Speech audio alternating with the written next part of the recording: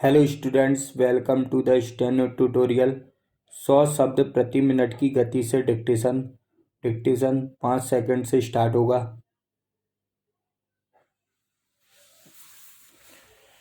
Yes, start. सभापति महोदय, माननीय सदस्य द्वारा छोटे राज्यों से संबंधित जो प्रस्ताव सदन में विचार करने के लिए पेश किया गया है, मैं उसका समर्थन करने के लिए खड़ा हुआ हूँ। मैं इस प्रस्ताव का समर्थन इसलिए नहीं कर रहा हूँ कि हमारे दल के घोषणा पत्र में छोटे राज्यों के निर्माण की मांग का समर्थन है, बल्कि इसलिए कि इन राज्यों की मांग वास्तव में यहाँ की जनता की मांग है। Paragraph change. मैं विशेष रूप से मंत्री जी से कहना चाहता हूं कि यह मार्ग राजनीति से प्रेरित नहीं है, बल्कि यह मांग आर्थिक विकास की मांग को पूरा करने के लिए है। जैसा कि कुछ माननीय सदस्यों ने अपने भाषण में उल्लेख किया है कि आज़ादी के बाद देश में भाषा को ध्यान में रखकर राज्यों का पुनर्गठन हुआ था। मैं उनको बतलाना चाहता हूं कि उस समय भाषा मुख्य बात थी और उस समय उठाया गया वह कदम स्वाभाविक भी था।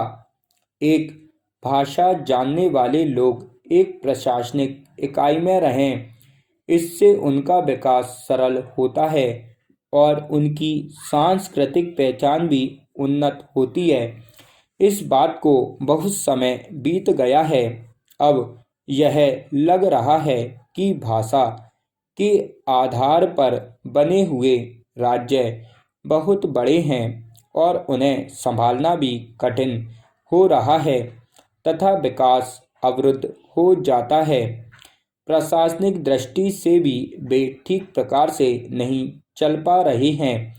ऐसी स्थिति में अब जो मांग हो रही है वह आर्थिक विकास की गति को तेज करने के लिए और प्रशासन को ठीक ढंग से चलाने के लिए हो रही है।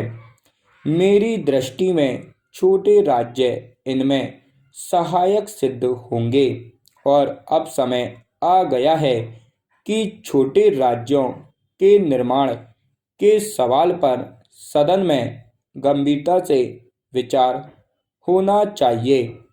Paragraph change. यह धारणा गलत है। जैसा कि मुझसे पूर्व वक्ता कह रहे थे कि छोटे राज्यों के निर्माण से देश कमजोर हो जाएगा।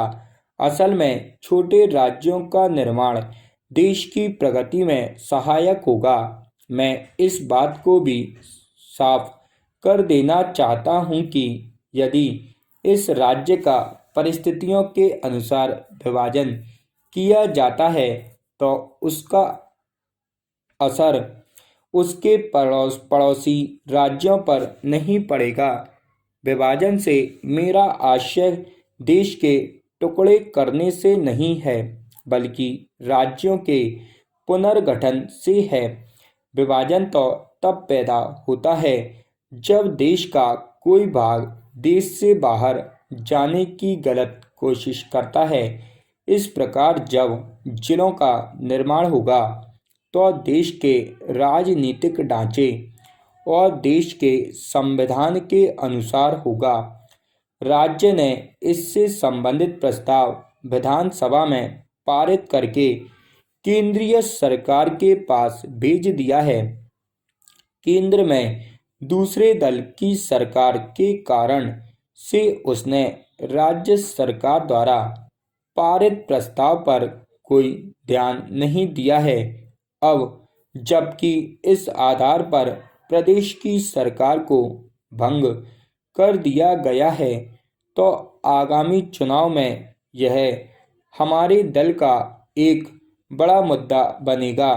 तो उस क्षेत्र के लोगों से हमें पूरा समर्थन मिलेगा। स्टॉप।